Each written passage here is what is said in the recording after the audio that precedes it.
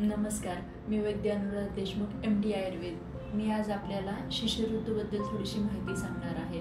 तर हेमंत ऋतूनंतर येणारा ऋतू म्हणजे शिशिर ऋतू. यामध्ये जी थंडीची हेमंत ऋतूमधील जी चाहूल असते ती अजून वाढलेली असते, म्हणजे थंडी थोडीशी वाढलेली असते. तर ह्या ऋतूमध्ये प्रामुख्याने आपल्या शरीराला बल चांगलं मिळतं. कफदोषाचा प्रकोप किंवा कफदोषाचा संचय व्हायला सुरुवात होते. आणि कफदोषाचा संचय झाल्यामुळे काय होतं की आपलं शरीर चांगलं शारीरिक आणि मानसिक बल वाढायला चांगली मदत होते. त्याच्यासाठी शरीरात कफदोषक पूरक आहार घ्यावा लागतो.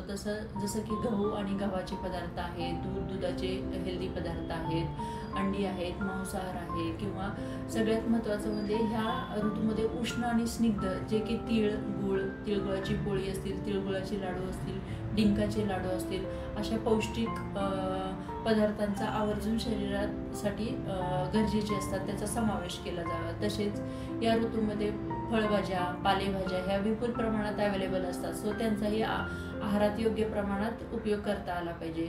तसंच व्हिटॅमिन डी, विंटरमधलं ऊन जे म्हणतो आपण, कोवळं ऊन, ते सकाळी अर्धा तास नक्कीच घेतलं पाहिजे. तर आपल्याला शरीरात चांगल्या प्रमाणात कफदोष तयार होऊन आपली इम्युनिटी चांगली वाढेल.